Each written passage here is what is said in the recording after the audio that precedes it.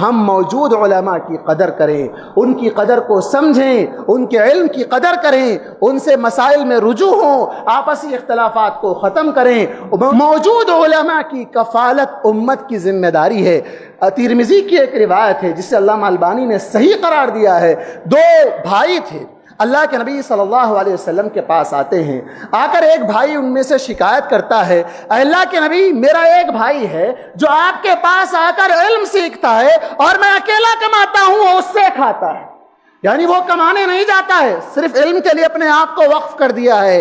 تو آپ صلی اللہ علیہ وسلم نے جو جملہ کہا تھا اس کو یاد رکھیں۔ آپ نے کہا تھا لعلک ترزق بہ، ترمذی کی روایت ہے، امام البانی نے صحیح قرار دیا ہے، لعلک ترزق بہ، شاید اس کی وجہ سے تجھے روزی مل رہی ہے۔